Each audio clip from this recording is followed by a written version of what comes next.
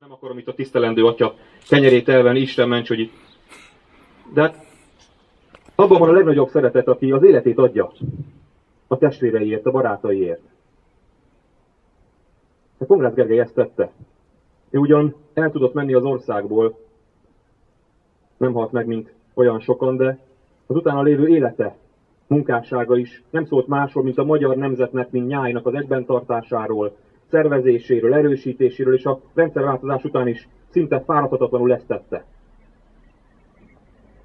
És nekünk, a mai kor gyermekeinek, akiket nem egy egyszerű korba vetett a Jóisten, nagyon nehéz ma igaz, tiszta szívű magyarnak, istenfélő magyarnak lenni, nekünk azt gondolom meg kell becsülnünk, hogy egy ilyen embert ismerhettünk, egy ilyen ember élt közöttünk, és nagyon nagy dolog, hogy itt Deák Ferenc településén egy ilyen emlékművet állítanak. Én is szeretném megköszönni mindenkinek, aki ebben részt vett, aki ezt bármit is hozzátett, akár azzal, hogy a kicsi fura, szeszélyes időjárás ellenére eljött ide, jelenlétével kifejezte a magyarsághoz való tartozását, és azt gondolom, hogy mind Deák Ferenc, mind Gergő bácsi most az eső ellenére szintén örömkönnyeket hullat.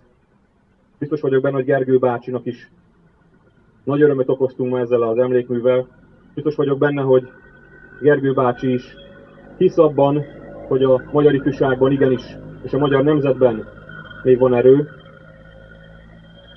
mert mi hiszünk benne. Én hiszek abban, talán Gergő bácsi nyomdokaiban,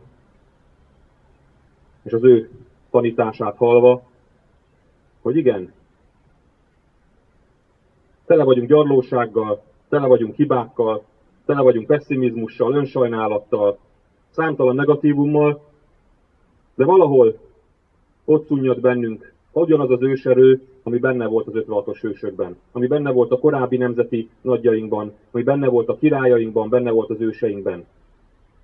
Bennünk van ez az ősi erő, és amikor összejövünk, akkor talán érzünk is ebből valamit, amikor találkozunk egymással, amikor egymás szemébe tudunk nézni,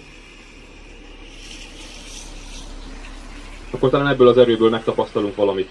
És talán haza is tudunk belőle vinni valamit, amikor a mindennapok, a hétköznapok őrlő malmaiban tovább tudunk lépni, és tudunk tenni valamit azért, hogy ne vesszünk el a mindennapokban.